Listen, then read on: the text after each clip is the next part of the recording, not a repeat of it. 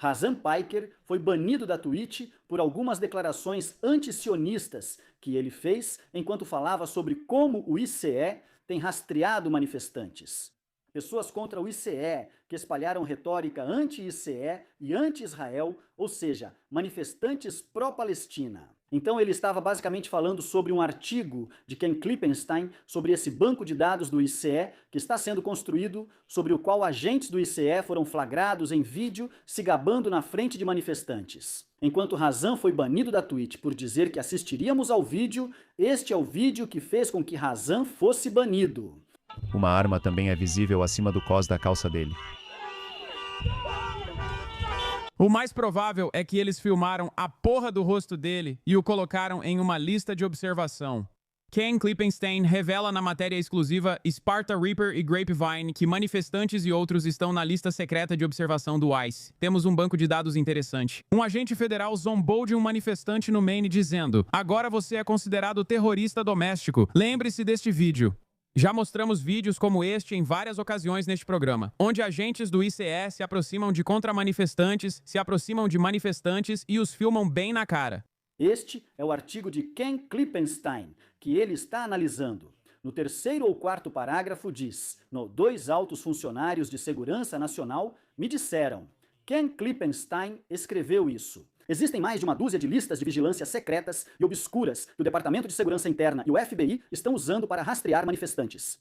Tanto os anti-ICE quanto os pró-Palestina, Antifa e outros que são rotulados indiscriminadamente como terroristas domésticos. Sorria, você está sendo filmado e agora está em uma lista de vigilância. A porta-voz do Departamento de Segurança Interna, Tricia McLaughlin, negou a existência de um banco de dados de terroristas domésticos administrado pelo ICE, mas está mentindo. Dois altos funcionários de segurança nacional me disseram que o Departamento de Segurança Interna e o FBI usam mais de uma dúzia de listas secretas para rastrear manifestantes anti-ICE e pró-Palestina. Isso é mais uma grande roubada. Meu pau para todos esses puxa-sacos de Israel por aí, seus porcos ultracionistas fanáticos. Vocês ficam correndo por aí dizendo: "Ai meu Deus, Israel em primeiro lugar, Israel em primeiro lugar." Por que você está ligando isso à Palestina? Porque é exatamente a mesma merda, vocês, Israel em primeiro lugar. Monstros, cara. Jesus Cristo, como você pode dizer uma coisa dessas? Quando foi a primeira vez? Quando? A primeira medida de imigração que o governo Trump tomou foi literalmente tentar deportar manifestantes anti-Israel. Tentam deportar pessoas por escreverem artigos em jornais estudantis contra Israel, alegando ofensa aos sentimentos de Israel, e ainda assim fingem que não é a mesma situação. Ótima observação do Hassan, ele está certo. Como Mahmoud Khalil, pessoas assim eram presas pelo que ele menciona.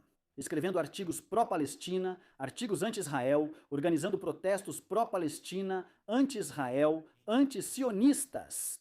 Essas foram algumas das primeiras pessoas a serem detidas, deportadas. Ele está certo, e é como se ignorassem totalmente a questão de Israel. Isso é uma bobagem porque você tem que lembrar das enormes quantias em doações de campanha que foram dadas ao Trump por pessoas como Miriam Adelson. Você tem que lembrar disso. Não se pode ignorar o lado da AIPAC nisso tudo.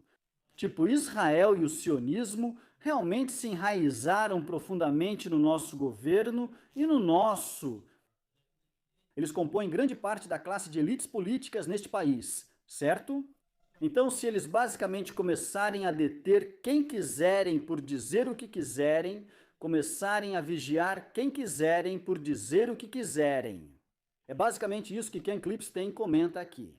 Eles, obviamente, vão fazer isso na forma de rastrear e deter manifestantes pró-Palestina, anti-sionistas, anti-Israel, agitadores, como eles vão rotulá-los.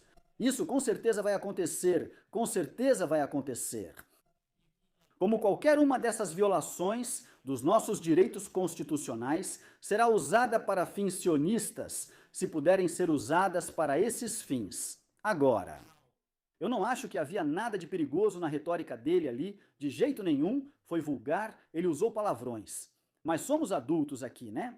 Acho que talvez essa tenha sido a violação da política, mas sinto que ele fala palavrões nas transmissões dele. Acho que isso é bem normal. Então Razan fala sobre ser banido no X. Ele disse: O regime de censura de Israel, o DHS, tem listas de terroristas domésticos americanos que eles monitoram com base em seu ativismo anti-Israel e anti-ICE. Se você comentar, será banido por regras frívolas que a ADL criará antes. Isso certamente fará as pessoas amarem Israel. Agora, ele insiste e ataca ainda mais. Nick Fuentes, em meio à sua trajetória geracional, responde a isso no X, e ele e Hassan entram em uma enorme discussão por causa disso. Ele disse: é censura judaica, não é só Israel, mas você nunca vai admitir isso, basicamente dizendo que você está falando de Israel, mas na verdade são os judeus. Isso é um grande ponto do Fuentes agora, disse Hassan. Eu não vou por esse caminho porque não sou um idiota. E não se trata só do judaísmo, não importa o quanto você tente. Jonathan Greenblatt, chefe da ADL, e Mark Levin afirmam que está ligado. Tira esse seu traseiro de nazista mexicano curioso que come meleca daqui e vai vender mais moletons do Epstein, homenzinho. Fuentes odeia Mark Levin e Jonathan Greenblatt, da ADL, porque eles são sionistas radicais e odeiam ele, certo? Já fizeram várias campanhas dizendo que ele é um neonazista horrível e antissemita. E eles fazem isso com qualquer pessoa que expressa qualquer sentimento anti-Israel, certo? Então, o que Hassan está fazendo é o seguinte: você transforma tudo em uma questão de judaísmo do mesmo jeito que sionistas como Jonathan Greenblatt e Mark Levin fazem. Você e eles são iguais, certo? Então Fuentes responde a isso e diz: mano, o Estado Judeu de Israel, o projeto da ADL da B'nai B'rith e seus benfeitores bilionários judeus não tem nada a ver com o judaísmo. KKK. Você diz que apoiar ISIS é sionista, mas migração em massa é a política mais judaica de todos os tempos. E você é um colaborador. Hassan então disse: você acha que judeus são monolíticos porque é simplório e crê em tribalismo? Eu vejo as classes. Você estimula a inimizade entre subgrupos e divide a classe trabalhadora. Você é servo de Trump e dos bilionários que defendem Israel por interesses. Fuentes responde: não votei no Trump. Idiota, você não é classe trabalhadora, é um streamer milionário pago pela Amazon. Eles não defendem Israel pelos seus investimentos. Eles são capturados pelo lobby de Israel, que é motivado por uma lealdade messiânica e fanática à raça. Então Hassan disse: eu prefiro ser um traidor de classe do que um homem mexicano gay, iluminado neonazista. Ok, quero dizer, vou ser honesto, ambos têm razão aqui, certo? Então Fuentes está estranhamente dizendo algo como: critique os judeus, não critique só os sionistas, ou não diga só que é Israel, são os judeus. O que ele está dizendo, eu concordo com o que ele está dizendo, que eles não são motivados tanto pelos investimentos, mas sim por isso. Como o etnonacionalismo, e é isso que o sionismo é, certo? É etnonacionalismo. E essas frases, como quando perguntam aos candidatos a prefeito de Nova York: você acredita que Israel tem o direito de existir como um Estado judeu? E Zoran Mamdani se recusou a dizer que um Estado judeu, por si só, isso é um Estado étnico, certo? Isso está realmente no cerne do que é o sionismo. Etnonacionalismo é uma tentativa de supremacia étnica, criar um Estado étnico. Então, Fuentes não está necessariamente errado aqui.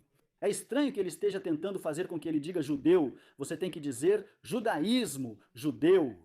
E Hassan não quer fazer isso por quê? Mas eles estão tão próximos, tipo, eles concordam em muita coisa, dá para perceber.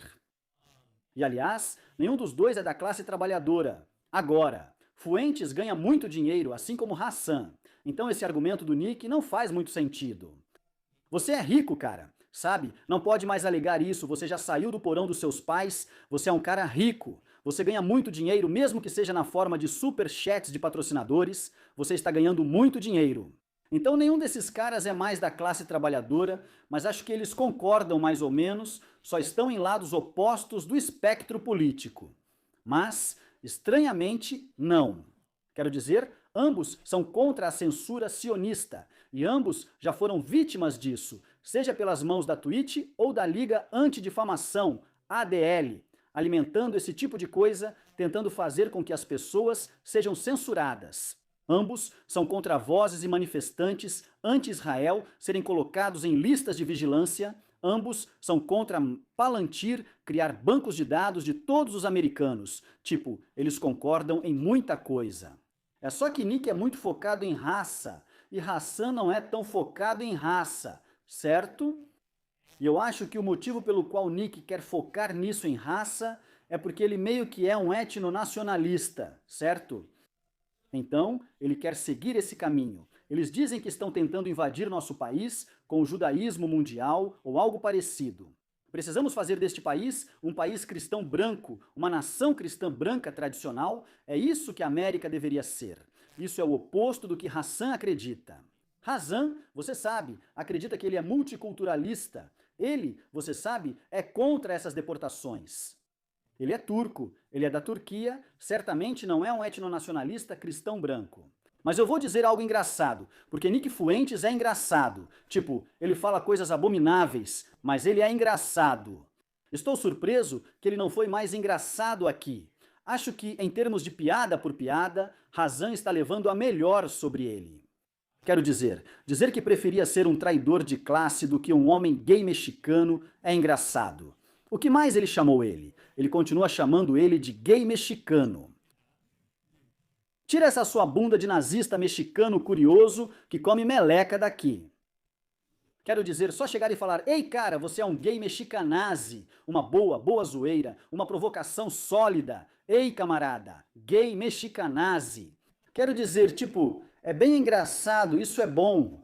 Estou surpreso, sabe, que Fuentes não fez mais provocações, estou surpreso que ele não tentou mais algumas piadas, mas quero dizer, olha, esses caras vão acabar sendo censurados e podem discutir sobre isso até o fim dos tempos, mas é isso. Outra coisa também é que, tipo, eu realmente acho que, tipo, estou surpreso que Nick não seja mais anti-ICE. Acho que ele gosta de deportar qualquer um que ele apoie.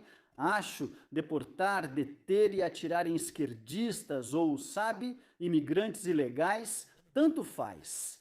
Mas ele tem sido bem vocal sobre o quanto odeia o que Palan está fazendo ao criar esse banco de dados e essas reportagens do Ken Klippenstein, quero dizer, são horríveis. Em relação ao estado de vigilância que aparentemente está sendo criado pelo ICE e pelo DHS, para vigiar não só quem protesta contra o ICE, mas também quem expressa sentimentos pró-Palestina.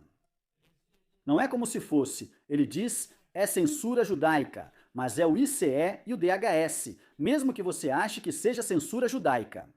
Como Fuentes disse aqui no Axe nessa discussão com Hassan, ok, mas é o ICE e o DHS que estão fazendo isso. É Stephen Miller que está fazendo isso, certo? Então é Kristi Noem que está fazendo isso, são todos esses. Você não pode separar os dois, pode dizer, é censura judaica.